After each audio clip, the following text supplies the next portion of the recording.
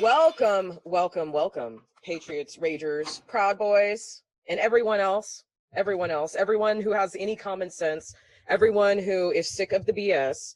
I have an informative episode for you today. I have printed this out maybe 2 weeks ago, and I've been wanting to read this to you ever since Mr. Jordan Hopkins decided he wanted to come for me. He is a known, well, he calls himself an independent journalist, which is fine. That's what I call myself, but he never gets his facts straight. So him and his little buddies decided they were going to come for me, including Sedition Hunters, which I thought was a hilarious Twitter page, and I plan on roasting them fairly soon. So before we get started into the Antifa manifesto that I printed out, it's a little bit long. It's disturbing, their tactics, the things that they say, the things that they feel, the things that they have the right to do to people, the things that they have the right to do to patriots. And it's not just, you know, cis heterosexual white men that they do this to. They do this to everybody. So that's why I have been trying so hard ever since I started my channel to educate you people about these pieces of scum, these animals. They've been terrorizing the Bay Area since 2014. 2 years before the Proud Boys were even formed as a fraternity.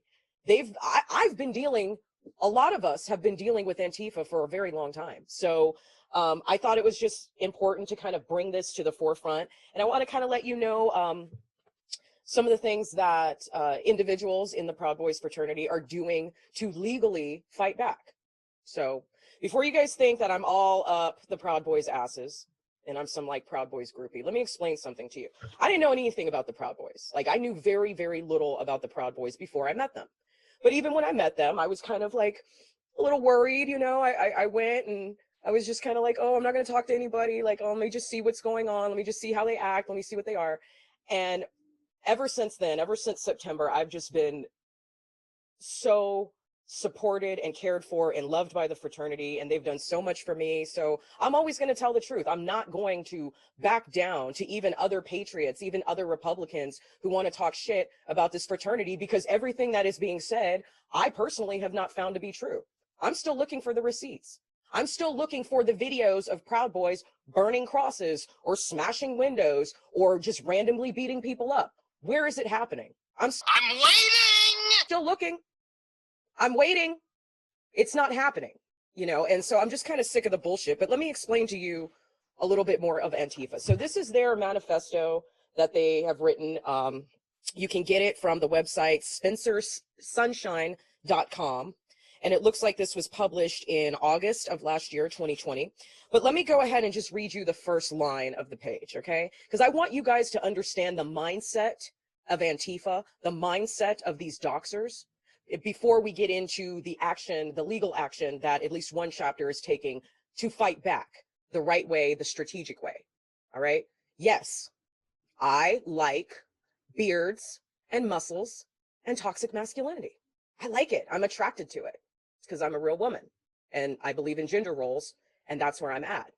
However, that might turn me on, but what really turns me on is men who have intelligence, strategy, and who can control themselves enough to understand that there is a legal and effective way to fight back, more that's better than retweeting and complaining about the problem and just, you know, saying fuck Antifa. Okay, the Proud Boys organization, I believe, should be elevated so much higher than they are, because there are men in this organization who are trying to do things the right way. And I always talk about action items. What are our action items? What can we do? How do we protect ourselves? How do we fight back? How do we fight against censorship? How do we fight against doxing? How do we fight for just the basic rights that we were used to having, you know, prior to Barack Obama? How do we do it? I'm always asking this question. Well, I have a guest at the end. It's going to be a recorded phone conversation. We're going to talk to the attorney of one of the plaintiffs, the attorney. We're going to talk to the attorney who is filing the civil complaint against Antifa in New Jersey. So I'm really excited about that. So wait for it. That's coming at the end. But first, I want to go through this. So the first page says, inside are 40 completely legal tactics, many of which are accessible to people of different backgrounds, skill sets, and identities that can be used to counter and contain white nationalists, fascists, by the way, thanks for the, Steve Ogden. Thanks for calling me fast trash. Like, I've always wanted people to call me white trash, but now I get to be fast trash. So thank you. I'm gonna steal that one from you.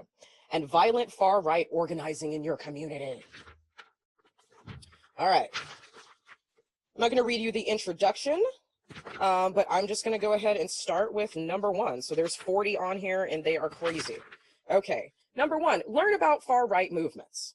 And by the way, when they're talking about far right, they're talking about anyone who has an opinion that disagrees with whatever flavor or philosophy or microaggression that they're so worried or so scared about or they're so offended by.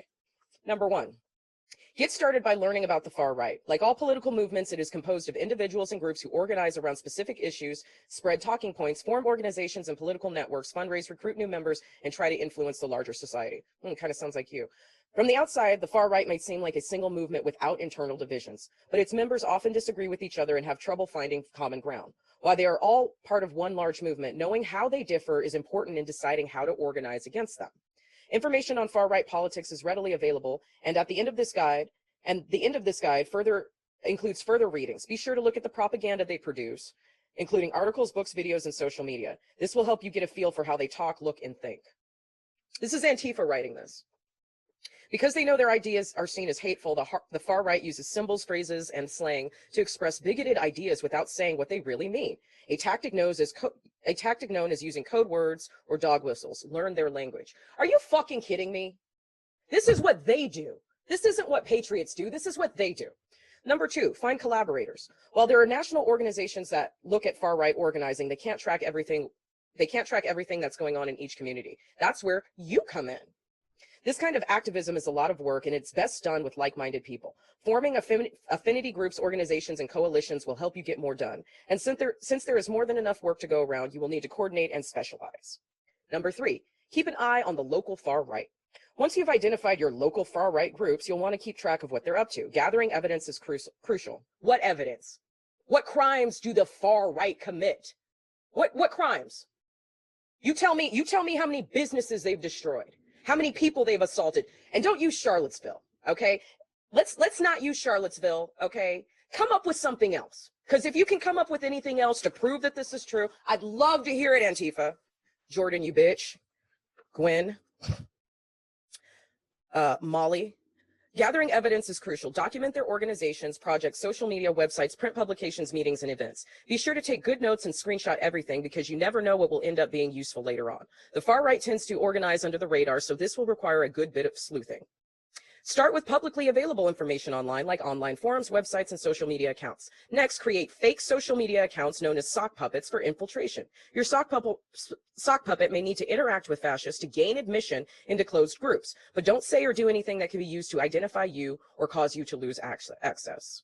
Collect information like names, pictures, home addresses, jobs, social media accounts, criminal records, organizational affiliations, and political events they have attended. Monitor their presence at rallies and when possible, identify those who show up. Even in your day-to-day life, keep a low profile and don't make it known that you are doing this work, even if you eventually plan to go public.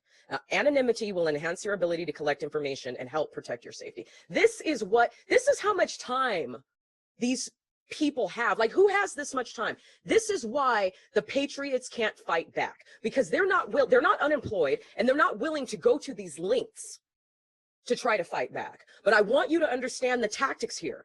I want you to understand why when I ask patriots what their fucking action items are, this is the stuff I want to hear, because guess what? This is what Antifa is doing.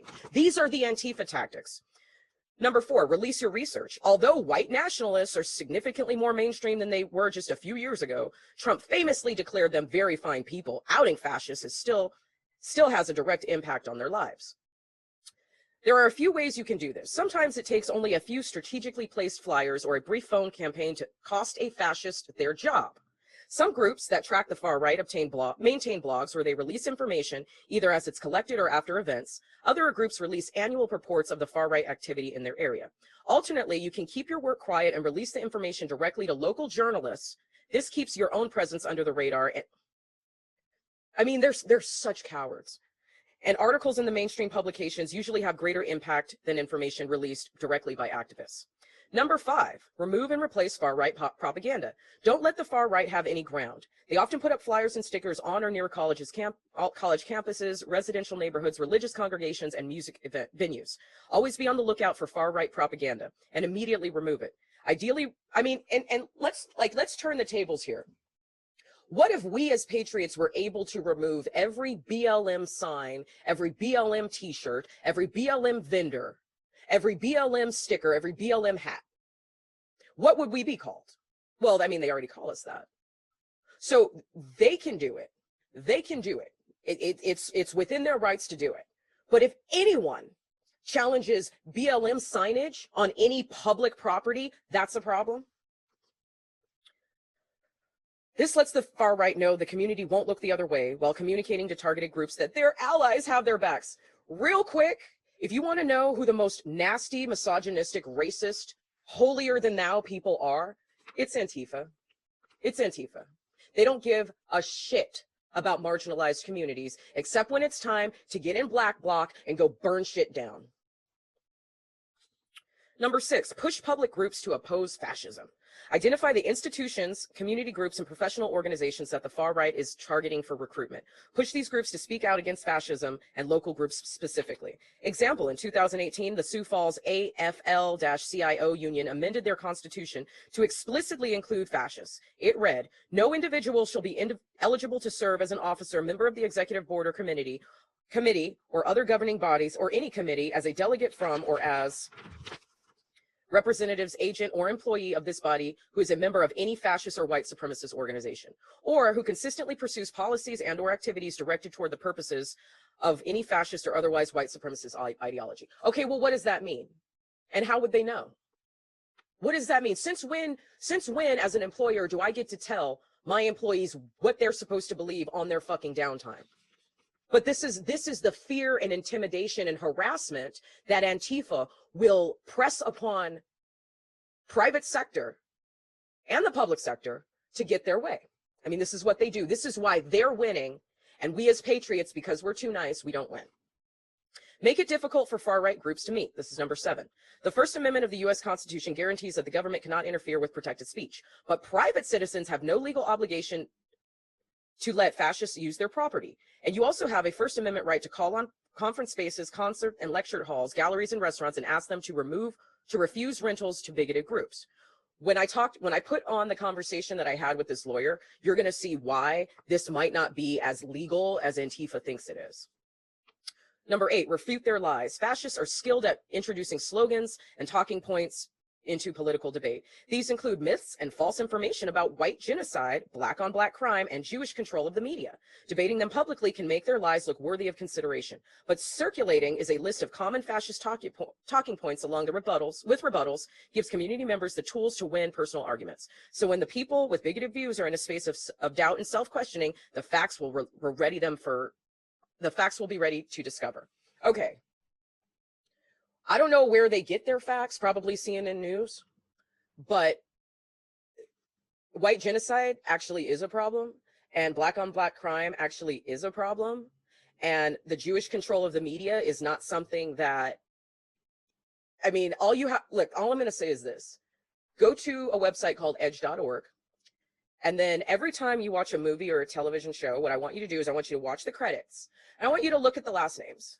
And you tell me what percentage of those last names at the executive producer level are Itzes, Witzes, Bergs, Steins, Steens, and Auskis. Okay? That's all I'm going to say.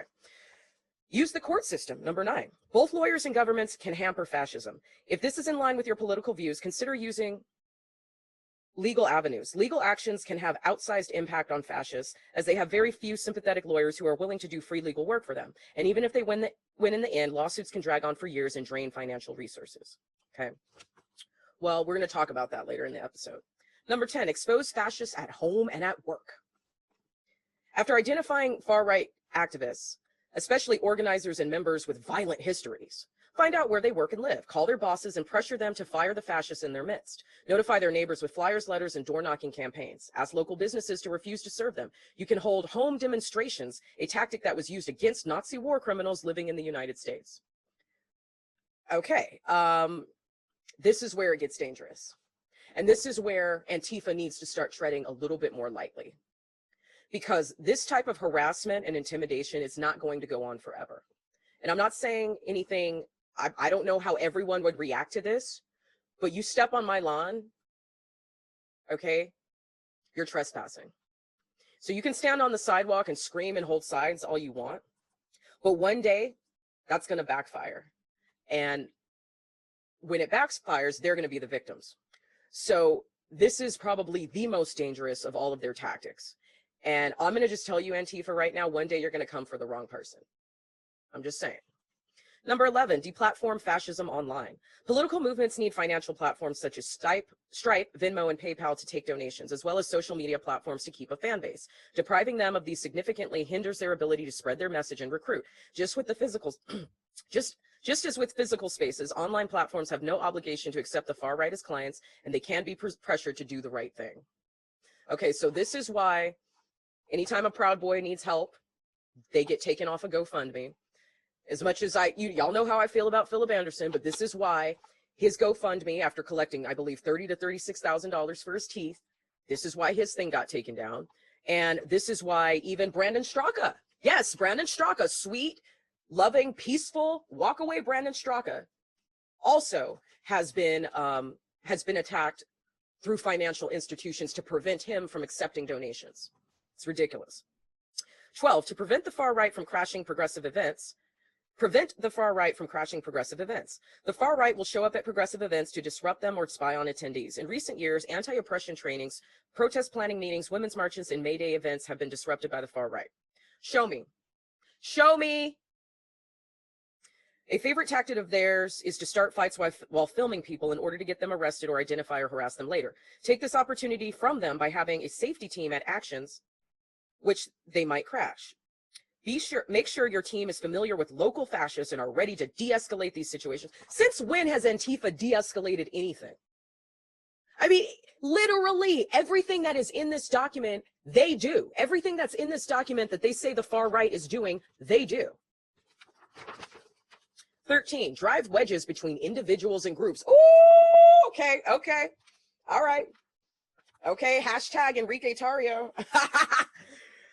When you see the far right trying to work with mainstream conservative groups, reach out to them with your concerns. If you offer them concrete evidence, most normal conservatives will disavow those on the far right who express clearly bigoted views or engage in violence. If they don't use social media and the press to draw attention to their collaboration. Wow, doesn't that sound familiar? I mean, look, whether you like Enrique or not, whether you respect Enrique or not, whether you see him as the chairman or the head of the organization, or whether you would rather see your chapter president as the head of organization, whatever your feelings about Enrique don't matter. What I'm trying to tell you here is that court document that got released, that everybody ran with, that is tactic number 13 here. So they couldn't break the Proud Boys from the outside in, so they tried to break the Proud Boys from the inside out. Number 13, right there, right there. 14, find new collaborators. If the far right is organizing in your community, take this opportunity to make connections outside your usual circles, because fascists target and threaten so many different kinds of people, you'll find many potential collaborators. You mean people with low self-esteem, people with victim mentalities. That's what they really mean. These might include groups representing historically oppressed communities, including communities of color and LGBTQ+ folks, immigrant and refugee rights organizations, religious groups, especially Muslims and Jews, feminists and reproductive rights advocates, labor unions, and organizations that memorialize historical crimes such as slavery, lynchings, the Holocaust, and the Native American genocide. So basically, they just want to recruit everyone who can't think for themselves and is stuck in the past. Okay, they don't want to recruit confident people. They don't want to recruit people that are making the best of their lives. They want to recruit people that are constantly in a mindset of victimhood. Because you guys need to understand, Antifa, they are the racists. And that's why they've listed all of these marginalized groups as prime targets for recruitment. Now, I don't know about you, but that sounds exactly like what the communists have done in every country around the world. Kind of sounds exactly like that. Oh, I wonder where they got the idea. Number 15, organize anti-racist bar crawls. If fascists are drinking in public, host an racist bar crawl, which goes into their hangouts. Not only do social events help build relationships, a bar crawl puts fascists on notice that their spots are known and makes it clear that to the bars that they have a problem. Similarly, sometimes people will declare an area a Nazi-free zone and patrol it to make sure it stays that way. If that doesn't sound like brown shirts, I don't know what does. Number 16, help fascists become formers. The people who make up the far right are a part of our society. While it is possible to socially isolate them, the only way to actually make them go away is to completely convince them out of their convince them out of their political movement. Exit programs help facilitate this. Okay, so what's an exit program? Is that more of that critical race theory like stuff? Is that the re-education camps that AOC was talking about? Is that what that is? Organizations like Life After Hate and the Free Radicals Project are run by former members of far-right groups, simply known as formers, to help current members leave the movement. Promote exit programs whenever possible, encourage to help fascists transition into being formers. Well, that's what I'm trying to do. I'm trying to help you fascists transition into being formers, because y'all are batshit crazy. Your facts are all wrong. You don't know what you're talking about, and you want to take no responsibility for your life. You have so much hatred in your heart that you project onto the world. You can't heal yourself from it. You can't do the work or get the therapy to work through that mindset. So you just lash out, smash windows, and go follow people while they're trying to drink at a bar. Classy. 17, get your message out first. Make your community's opposition to racist and bigoted ideas visible through flyers, stickers, posters, and window and yard signs. Far-right organizers are less likely to recruit in a community that has already made their opinion on the matter clear. 18, build educational programs. Organize public talks, reading groups, and classes. You can discuss what fascism is, which is you, what the far right looks like at present, which is you, and how to resist it. Many experts are willing to give talks, but consider video calls if it's too difficult to bring your speakers to your town in person. Number 19, hold memorial events. Almost all communities have histories of fascist, racist, and other bigoted violence. Hold events memorializing the victims and talking about how past events contribute to the present. Examples can include holding processions at the graves of those killed by white nationalists at memorials and murder sites. You can also organize events to remember racist violence such as lynchings, church bombings, and racial expulsions. Where? Listen, Gwen, Jordan, Anti-Flash, Steve Ogden, Molly Conger. Okay, you guys tell me, show me the video. Okay, you guys tell me, show me the video, show me the article, show me the indictment of anyone being killed by a white nationalist in the last 30 fucking years. Because last I checked the numbers, when I looked at the FBI, and I'm sorry, I can't remember what year this was, but maybe it was like 2015 or 17. The number of blacks that have been killed by whites has been 59,000 in 1 year. The number of whites killed by blacks in that same year was 550,000. So please show me where the white nationalist violence has occurred, because I'd love to see it. If you can prove me wrong, prove me wrong. 20, make a spectacle. Artists can make political action irresistible. Ask for their help in donating art for fundraisers and making beautiful flyers. Recruit musicians and dancers to come to protests. Counter fascist messaging by being more vibrant, more entertaining, and more approachable than them. Make your actions into the party everyone wants to be at, and if you don't know how to do that, then find a party promoter who can. Now, this is where I have to agree, okay? Because, you see, we fly American flags, but we don't really have the artist community, or at least conservative artists, coming together the way they should. Now, obviously, Truther Talk, she's doing her music thing. We have musicians like Bryson Gray and the band Jordan. We have some, but we don't have enough coming together. See, we as patriots should be throwing the better parties, okay? And as far as parties go, I'm your girl. I grew up in LA, lived in San Francisco, Oakland, Berkeley. I know what I'm doing. I've run plenty of events. Okay. So if you guys want to do a patriot, like block party, that's like legitly more fun, more friendly, more loving, more about creativity, more about fun, then you call me. Okay. Call me. Cause see that I can do. I'll make a motherfucking spectacle. You guys want to throw a party? I'll throw a better party, and I'll cater it. And my food will be better than yours anyway. 21, organize trainings and resource fairs. You can draw attention to the far right organizing and offer your community useful resources by organizing trainings and skill shares. This might include first aid, self-defense, weapon skills weapon skills, personal and digital security, and bystander interventions. These trainings can also function as outreach opportunities and places to find people who are serious about doing concrete work. Now, again, also number 20, I'll give you assholes credit. That's another thing that patriots don't do. That's what I'm trying to do. You see the difference between this fucking YouTube channel and everyone else's? Candace Owens doesn't give you action items. Candace Owens doesn't talk to you about cybersecurity. I do. Candace Owens doesn't talk to you about how to speak to people in your life. I do. Okay, nope, none of these other YouTubers are giving you action items. We're going to take our action items from their fucking playbook. Because this is where, again, we're too nice. We're too nice and we're not united. And that's why they can get away with their stuff. And we don't even know how to talk to each other about protecting yourself with DuckDuckGo. We don't even know how to talk to each other with protecting yourself and teaching patriots how to come up with these accounts and make these phone calls. 22, form an emergency response team. Violence is central to fascism, so if fascists are organizing in your area, there will be emergencies. Where? Where are they? Where are the emergencies? I'm still waiting. Show me what the far right has done in any community to terrorize them that would require you forming an emergency response team outside of law enforcement. Please, I'm waiting.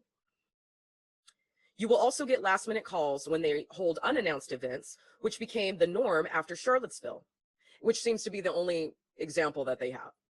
Prepare emergency response teams with members who can jump into action at a moment's notice. Ideally, they should have skills such as medic training and self-defense. But remember that emergency response doesn't necessarily mean direct confrontation. In addition to in-person security, teams can also organize rides for marginalized people when fascists are having an event in your area.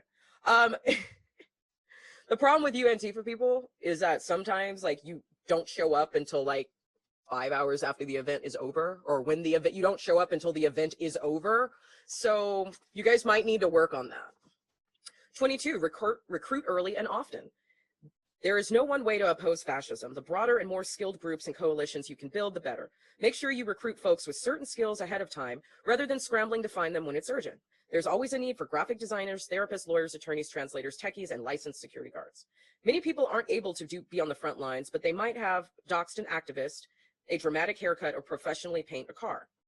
Doxing is making a person's information public in an attempt to call attention to them for political or other reasons. This might include their picture, home and work info, social media accounts, organizational affiliations, and other details. These examples of activism can feel like small contributions, but they could provide critical layers of safety when fascists are looking for them.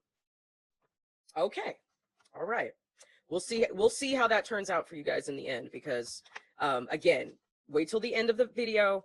I'm going to share almost a 20-something minute phone call with you that I had with an attorney, and you know, they might need to drop this from their manifesto. 24, fundraise before you need it. All political movements need money. This could be for transportation, art supplies, advertising, lawyers, or bail. And since it's always better to have the money already in hand when the need arises, be sure to fundraise before it's required. 25, win public opinion. Social media and press outlets have the power to sway large numbers of people, but you have to know how to use them. Use language appropriate to the audience you want to reach. Memes, comics, videos, and short articles in everyday language can give people accessible and fun ways of engaging with the fight against the far right. 26, push local officials to do the right thing.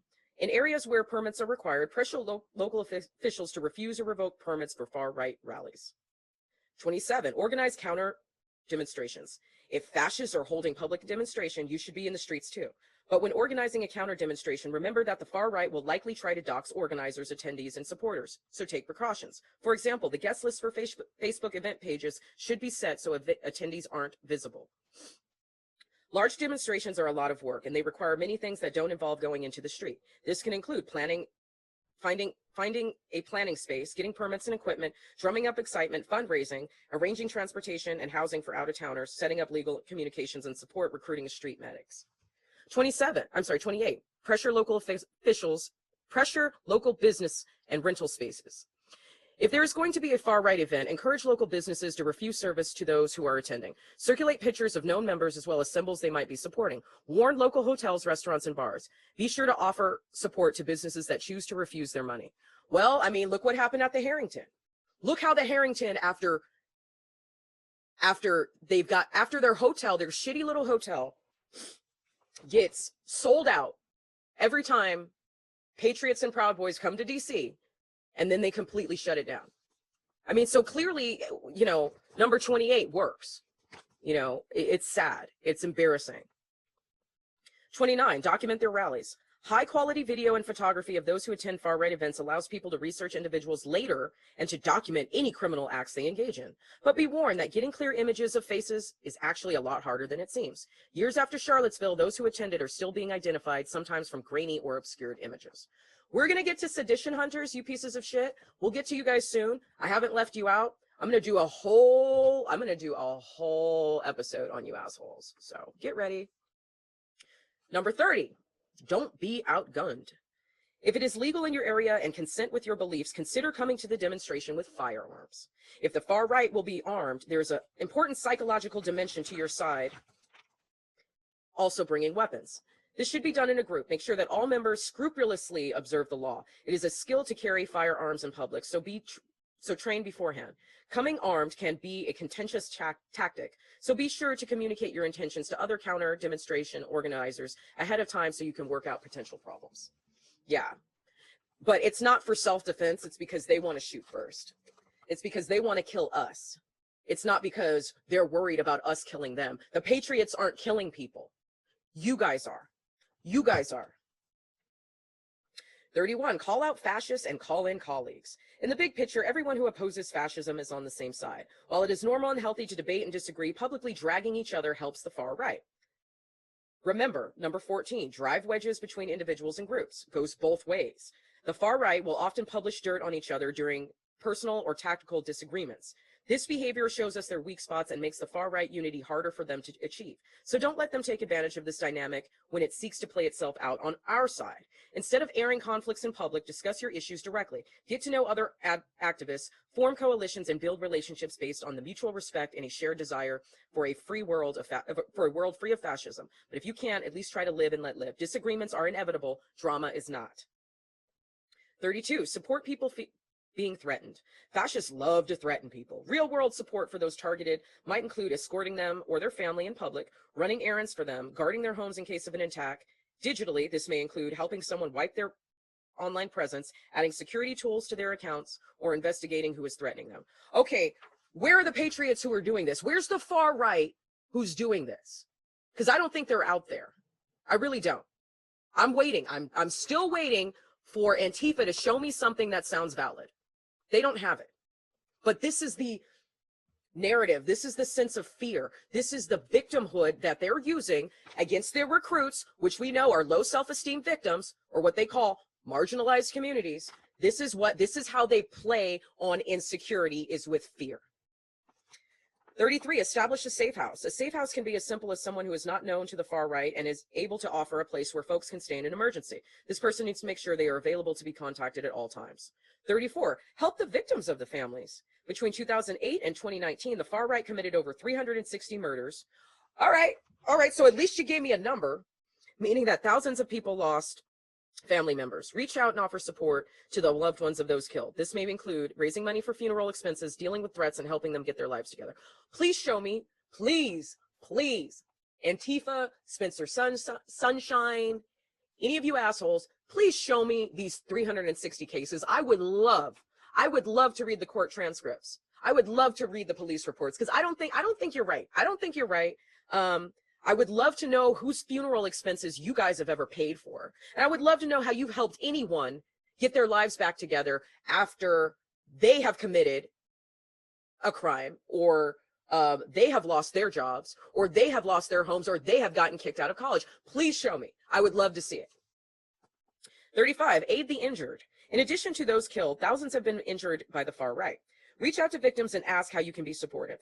They may need help with money, legal issues, errands, or just a shoulder to cry on. If the victim wishes to go to authorities, and this is consistent with your beliefs, offer to accompany them through the process. If they want to report a hate crime, but don't want to go through the law enforcement, consider organizations like PUA, Portland United Against Hate, that track hate crimes without reporting to the authorities. 36, support those targeted by the law. It is not uncommon for law enforcement to see the far right more favorably than their opponents. Oh, that's because the far right don't attack cops. That's because the far right don't flip over cop cars.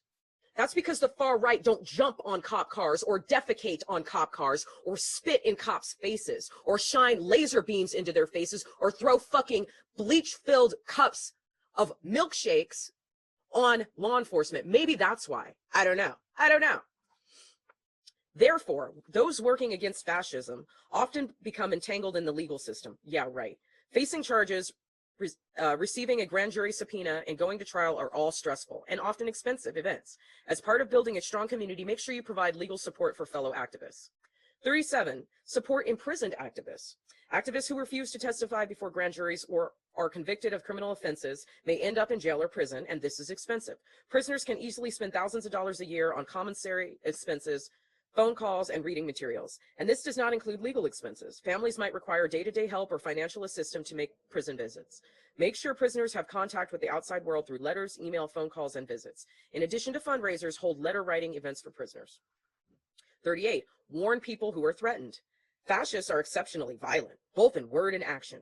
As you monitor them, you will inevitably discover threats against local groups and individuals. Be sure to warn those targeted about the threats, while if necessary, make sure your resources remain confidential. 39, publicize threats and attacks. Mere threats of violence and can silence progressive political activists by driving them off social media and limiting their public appearances. And members of historically oppressed groups, including people of color, Jews, Muslims, women, and LGBTQ plus folks, will always get unwanted attention from the far right. Really? You guys want to try that? Really? No. Make sure you provide support, as doing so expands your potential coalition and weakens the efforts of the far right. Publicizing threats helps neutralize them. This exposes the violence of the far right, creates sympathy for those targeted, and helps drive wedges between the far right and those who are sympathetic to their worldview but recoil at violence. Number 40, support communities pushing back against fascist recruitment. The far right often tries to enter into existing social groups and either influence them, recruit inside them, or take over them, a tactic called entryism. In recent years, fascists have recruited from soccer supporters clubs, online gamers, music subcultures such as skinhead, neo-folk, black metal, or punk, and religious committees, especially heathens, Satanists, and Greek and Russian Orthodox Christians. All right. In all these cases, anti-racist members of the targeted communities have pushed back against fascist recruitment. Since this kind of oppression is best done by existing members of these communities, ask them how you can best organize support for the struggle.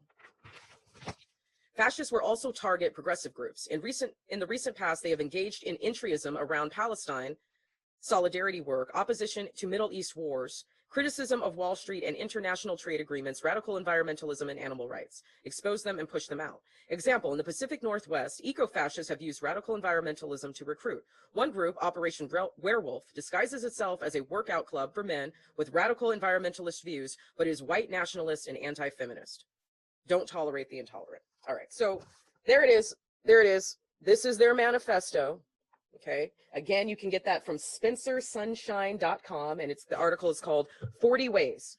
All right, well, I don't have 40 ways. I don't have 40 answers for this, but I have a gentleman on my show, this is all very recent, who has taken the time to speak with me today. He's an attorney representing several Proud Boys and regular people,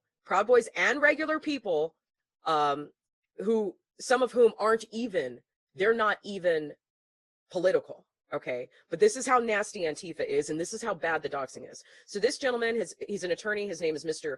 Patrick Traynor.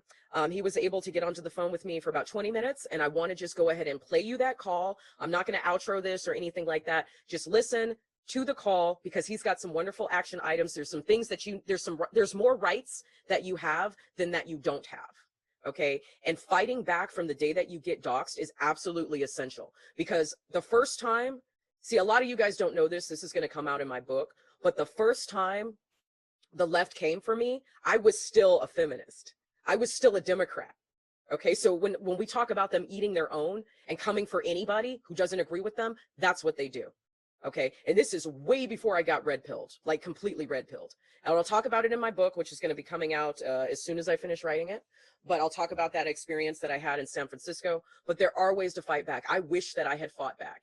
If I had fought back, exposed them, and started a YouTube channel in 2014, I'd probably have 1 million followers by now. But like most patriots, I didn't want to rock the boat. I didn't want to get involved. I just wanted to work, go home, watch my Netflix, make love to a handsome man, and get up and get enough sleep.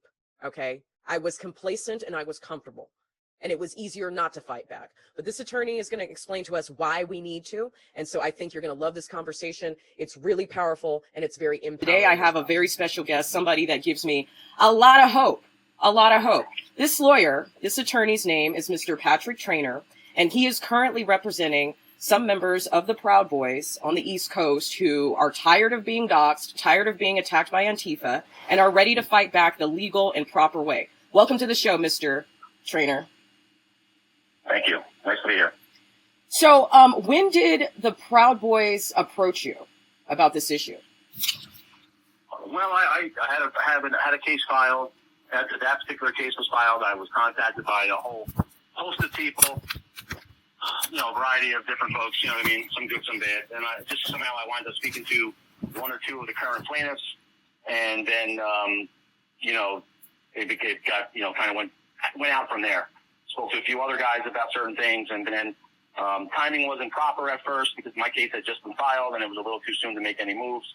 And then, our investigation of the case is ongoing, but I've been on it for a couple of years now. So, we knew of the particular parties, to put it that way. We knew of the names. So it just became, when the time was right, I reached back out to these guys. I saw, to see if they were interested in joining our case, pursuing our case, because all the persons, the parties involved were all similar and they were all injured in a very similar manner. So, it was a good fit. It was sometime after September. Sometimes there, in or about September, the end of September, early October, they had some initial conversations. So let's talk about the particular types of injuries and damages that have been caused by the individuals that you're suing. I mean, we all know that doxing is very hurtful. There are people who get cyberbullied. Lots of people commit suicide over this. The Proud Boys are definitely stronger than that, but there's a lot that they've suffered that a lot of people don't really know about. So could you talk about those damages? Well, I mean, all the damages are pretty obvious. People are losing their jobs, getting kicked out of school. People have been evicted from homes, this kind of thing, have had family relationships, terminated, for lack of a better word. The harms are real. They're physical, financial, and emotional. Guys have had bricks thrown through the front of their house windows. Other guys have come outside and find their tires slashed and, windows broken and lost their jobs and union contracts. The losses are immense. I mean, they're really immeasurable because there's, in addition to, the physical and financial, you've got to factor in there's emotional damage that comes along with losing your ability to provide for yourself and your family. And then also the hardships that come along with when you experience a financial hardship. There are other hardships that come along with that. The damages are immense and immeasurable as far as I'm concerned. Can you tell me, all right, so the first defendant on the, what do you call this document? There's a complaint. The civil action. The civil complaint. We filed an amended complaint. Okay. So can you tell me about the first individual on this complaint? And his name is Christian XO, but for those of us who are on Twitter, we know him as Anti-Fash Gordon. Yeah, he's the Anti-Fash Gordon. He's the defendant. I don't want to get too particular about the defendants yet, but he's somebody who has a propensity with others, of course. He doesn't work, he's not on an island doing this by himself, let's put it that way. He just goes around and discloses people who have not voluntarily shared their true identity. So if your real name is Joe Smith and you're using Petey Potatoes online and you make comments on a variety of factors, and believe me, the issues they seem to be, mortally offended by are completely a moving target. So you never know from one day to another what's going to trigger any one of these people. Yeah, and I believe that these people are off balance. I mean, there's just no, you just don't attack somebody's ability to live their life, ability to go to school. These aren't things you do as a normal human being. I think there's something wrong there. In any event, he is one of many people, and if you're on the internet at all, and if you're involved in social media, which I really am not personally, I've never been interested in that my whole, since it came around. But professionally, I've had to be interested in it, and it's really a cesspool. And certain people, maybe the defendant, maybe not, but there's a certain faction that use social media, that are the worst of the worst on social media, because they do things intentionally. They seek to intentionally harm people who, have a comment, have an opinion that's different from what their opinion is. My personal favorite are when they start calling people a TERF. You ever heard that expression before? No, but TERF? No, but they call me fast trash. Yeah. Well, they're apparently, listen, these Antifa type of people who are really involved in that, they are like misogynistic incels. They will lose their mind if you don't toe the company line when it comes to transgender men who think they're women. That's like, they call people a TERF, TERF. It stands for, I don't know. You know what I mean? If you're just a woman who doesn't want to play soccer against a man who thinks he's a woman, then you're probably the worst person in the world. So those are the people that are cases against. People that have that mindset, those are the people that are cases against, because those people are wreaking havoc against these current plaintiffs and a whole host of others. I've spoken with, upwards of almost 300 people since this case was filed who have had this happen to them. Normal people, and not like all white people, white men. It's really a whole range of people. You'd be shocked at who it is and isn't. Oh, well, they call me a Nazi all the time. But I had this was one of probably the most bothersome things that I saw when I read the complaint, was that they've also gone after, or maybe they photographed one of the children of one of your plaintiffs. Is that? Yeah, that's true. And I don't want to get too bothered now, but they've done that. They've reached out to the child's school. So if Susie was going to, Main Street Elementary, people have contacted Main Street Elementary and said, that child's father is a Nazi and all this kind of craziness. See, what you have to understand, what people must understand, is that when somebody gets doxxed, that's what they call it when they disclose your information, you're doxxed. When you're outed as a fascist, that's their favorite word. When you're outed as a fascist and you're doxxed, that's not the end of it. That's the beginning of it. Right. You understand? That's when all of a sudden, several of these people that are like the main culprits of this, they have, 50, 30, 40, 50,000 or more followers online who will do what they say. So if they're like, call this guy's employer, they're going to do it. Right. And then they take their own initiative. And then if you have that many people, there's obviously going to be certain people who are not really well. And those people are the ones that are doing, you never know what you're going to trigger with some of these people. Right. I have recorded death threats against people. You know what I mean? Like, if you don't fire this guy, there's going to be blood and it's going to be your fault. And, if you're getting 500 calls like that, it's a problem. You know what I mean? So, Absolutely. Like, the dox is just the start of really what is the problem. And then that they don't just dox, the main culprit, Joey Smith or whomever. They'll then dox his coworkers in his immediate office. And then if he works for a big enough company, they'll go to different offices and different locations and dox those people, because they use like LinkedIn and all these type of other social media sites to find out who's who. It's not really hard if you think about it. I mean, you can find out a lot about a company in like a couple hours online, Absolutely. Yeah. So then they just spread it out. And I've spoken with people who were like, I didn't even know that guy. We just worked in the same company, but we're in different states and different departments. We never had any kind of interaction. Right.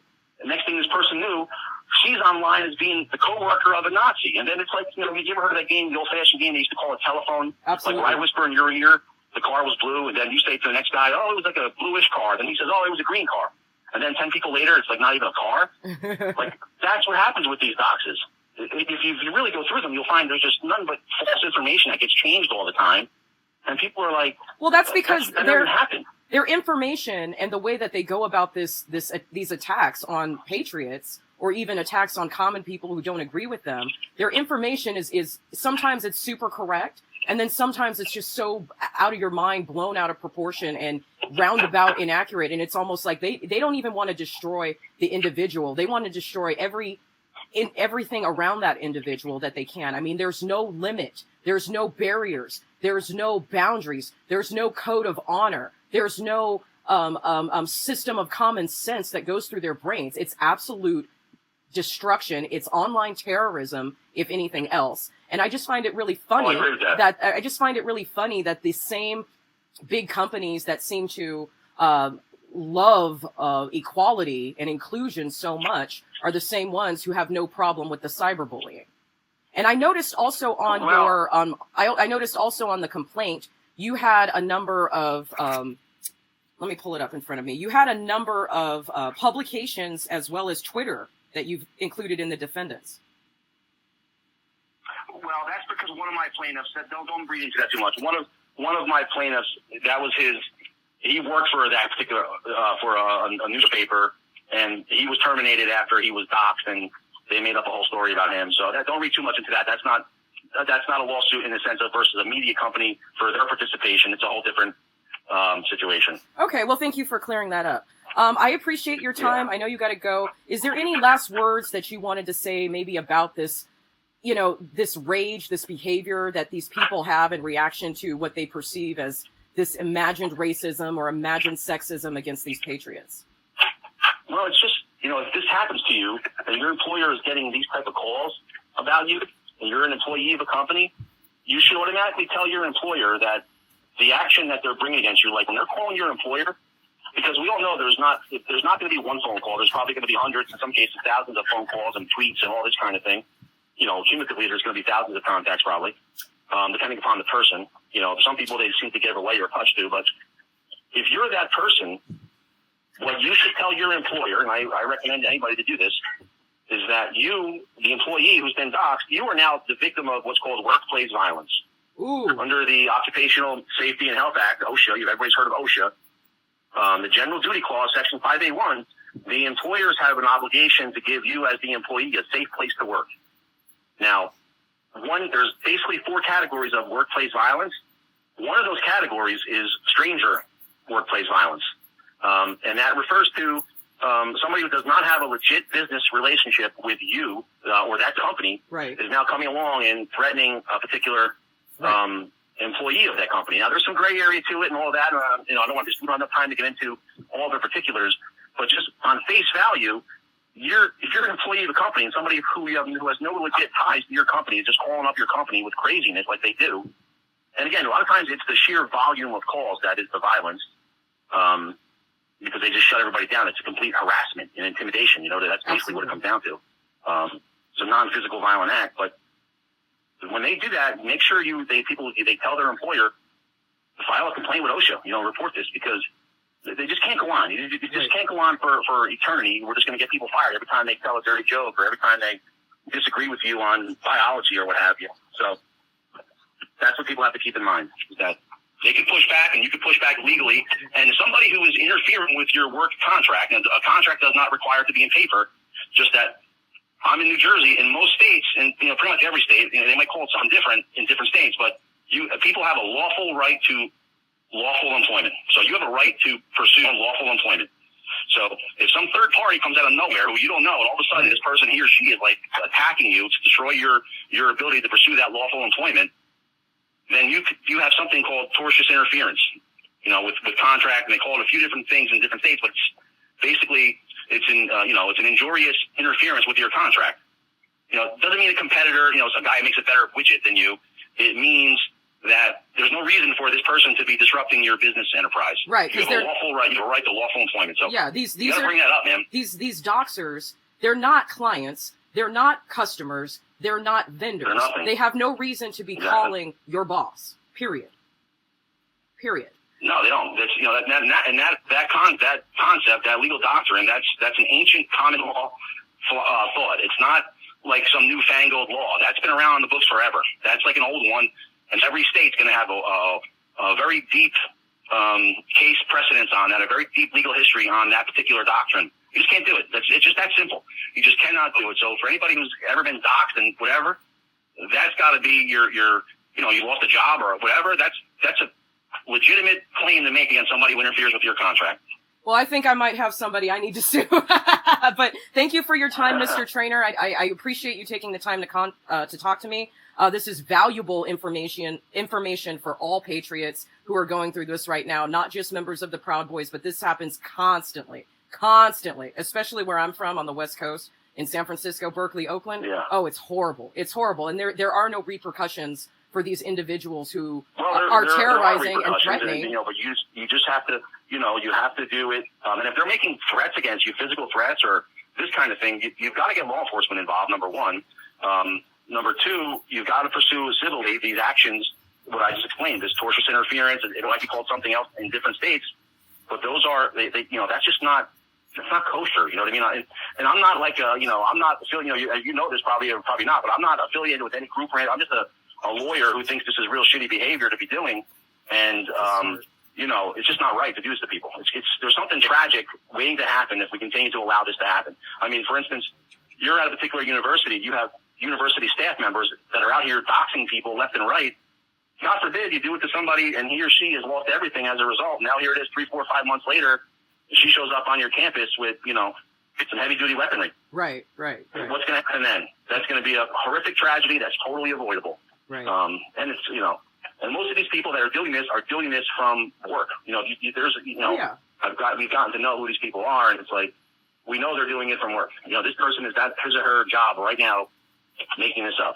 So if you can make that connection, then you have to go after their employer if you can prove their employer is aware of what's happening and took no steps to stop it. So awesome.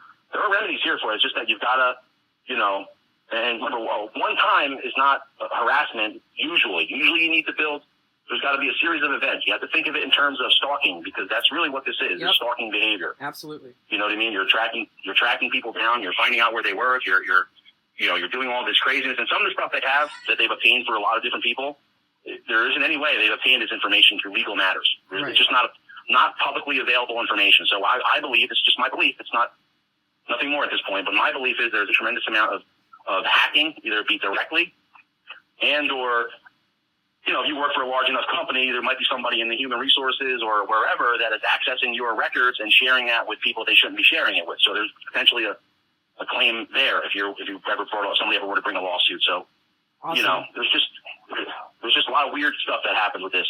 They obtain information that's not public record information far too often and easily. That's my opinion from what I've seen, and I've seen a lot. Well, thank you again so much, Mr. Trainer. This is valuable information. I thank you again for your time, and I fully support you. I fully support this fight, because this really affects everybody. It's only going to be, if we let this go on, it's only going to be a few more years until the next thing and the next thing and the next thing. And how much further is it going to go? Like you said, it's a recipe for disaster, and there has to be some limit. There have to be some boundaries set.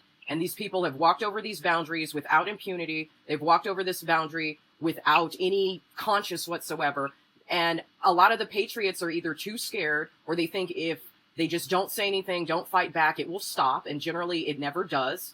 Once you've got that public scar for life, you might as well fight back. And, I've had a situation happen. First of all, you have no choice but to fight back. If you're on day one of being doxxed, or you're on day 1,000 of being doxxed, you absolutely must fight back. Number one, there's no debating that. There's no relief from that. There's no quarter given. You must fight back, hands down. And they make all these allegations and assertions.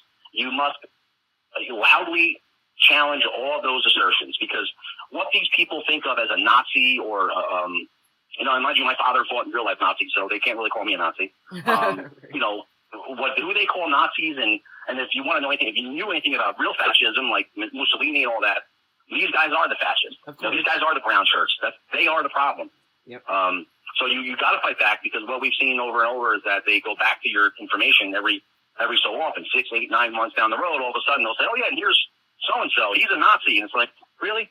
You know what I mean? You destroyed this guy's life. It's 8, 9 months later. He's finally maybe kind of getting back around to it, and you're hitting him again below the belt. And then when you see the information, you'll find out there's a whole bunch of nonsense. There's untrue stuff. It's, whatever. Right. It's just, it's real ugly, but if you've been doxxed, you cannot give an inch. You've got to fight back so hard, and, just push back. And if you've been doxxed by a Twitter address and you don't know what their real name is, you can get that. Believe me. You could sue them, get it from Twitter or whomever eventually. You can get the real identity of that person. You can get it through their IP, you can get it through their IP address, you can get it through a whole host of real things. They seem to think that these VPN networks are impenetrable and impervious to a lot of things, but they're not. I mean, you can find out a lot of stuff from a lot of different ways. Great. This is great information. Thank you again for your time. I'm going to have to let you go, Mr. Trainer. You're amazing. I encourage you. Keep up the fight. You got lots of support from my channel. I promise you.